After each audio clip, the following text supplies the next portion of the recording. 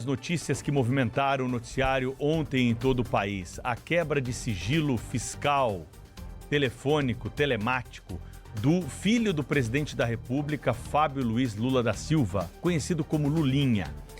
Houve uma grande mobilização no parlamento durante a comissão que trata do tema CPMI do INSS, que aprovou a quebra do sigilo. Foi uma sessão tumultuada, votação que, após a sua conclusão, gerou até empurra-empurra, troca de socos, pontapés entre parlamentares que estavam presentes na sessão. Vamos acompanhar como é que foi.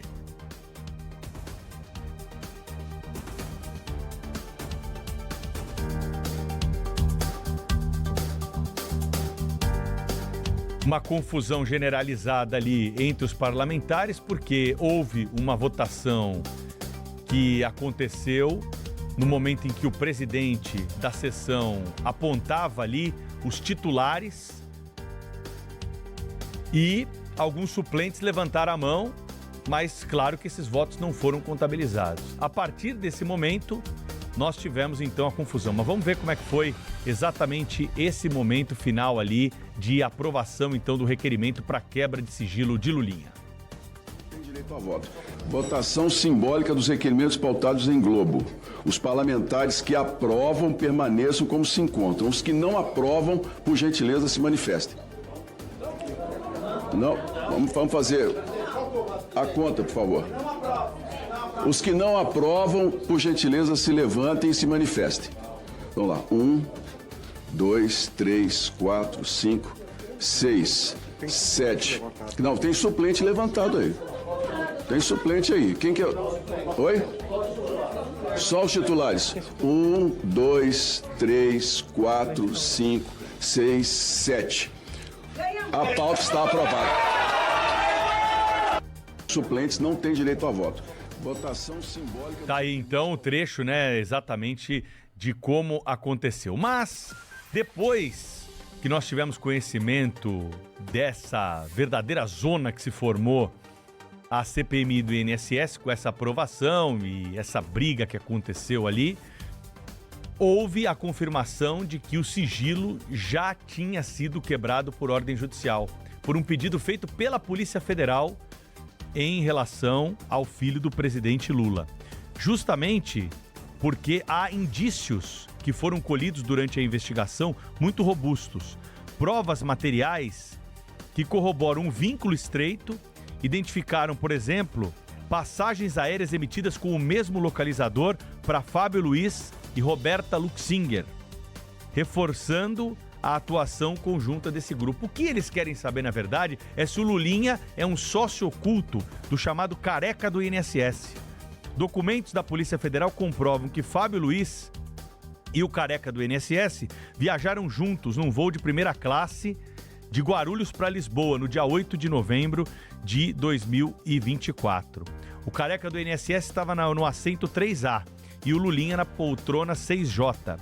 Os custos desses bilhetes variam entre 14 e 25 mil reais, somado ao depoimento que indica o pagamento dessas despesas e uma mesada de 300 mil reais por mês pelo lobista, o que exige, claro, um rastreamento desse fluxo financeiro para confirmar a integração aí desse capital ilícito. O que está se fazendo é uma investigação. Frear essa investigação, impedir a investigação é querer acobertar de maneira precipitada alguém e, pelos indícios que foram colocados, precisa ser investigado. E é isso que o ministro André Mendonça fez, é isso que a CPMI fez.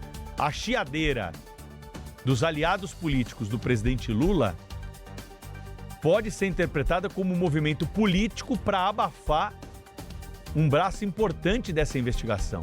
Afinal de contas, o escândalo do INSS é o maior escândalo que nós tivemos revelado pela República nos últimos tempos. Até maior do que o Banco Master, pela quantidade de vítimas e principalmente pelo perfil das vítimas. Aposentados, pensionistas que dependem muitas vezes de um salário mínimo, que foram tungados por entidades picaretas que estão ligadas a esses nomes que estão sendo investigados. Então, se a gente quer passar essa história limpo, evitar que o INSS, evitar que outros órgãos, outras instituições importantes da República possam ser aparelhadas dessa forma e possam, de alguma forma, tomar dinheiro de aposentado e pensionista, é preciso ir até o fim nessa investigação. A CPMI está fazendo um trabalho muito importante. A Polícia Federal agora mostra também que segue nesse braço aí da investigação. Vamos aguardar, a partir da análise, depois da quebra desse sigilo, que vai realmente acontecer e como vai seguir essa investigação. Cláudio Humberto, direto de Brasília, está conosco, trazendo destaque na abertura do Jornal Gente. Bom dia, Cláudio. Olá, Pedro Campos, muito bom dia. Na sequência dessa confusão toda, essa baixaria protagonizada ali entre parlamentares, pelos parlamentares da CPMI e do INSS, eles, deputados e senadores, tinham uma certa expectativa em torno do depoimento de Paulo Camizotti. 5 vezes mais de toda a montanha de dinheiro que também foi roubada, segundo as investigações, por Antônio Carlos Camilo Antunes, o careca do INSS, que também está recolhido à Papuda. Apesar disso, esse rapaz, o blindado Paulo Camizotti, não soube explicar, não soube responder nem mesmo o ramo de atividades dessas organizações, o que também suscitou a suspeita de que ele é sócio, aparece como sócio e herdeiro, mas também um meio que laranja do próprio pai. No fim, a senadora Damares Alves, aqui do Distrito Federal, que sempre se impressiona com a pouca idade de muitos dos envolvidos nesse roubo bilionário aos aposentados, ela é uma suspeita, inclusive, que recai sobre o jovem filho do presidente Lula, cujo sigilo foi quebrado ontem, conforme o Pedro acaba de explicar. Pois bem, a senadora Damares fez um apelo para que esse jovem, enroladíssimo nessa confusão, fizesse um acordo de delação premiada enquanto ainda é tempo. É uma sugestão, aliás, que a senadora faz a esses jovens, muito jovens mesmo, envolvidos nesse roubo bilionário. Agora nós vamos a Paris com Sônia Blota, que nos traz notícias da tal da escala 6x1. Muito bom dia, Sônia. Tudo bom, Cláudio? Um ótimo dia para você, para a Thaís, para o Pedro, para toda a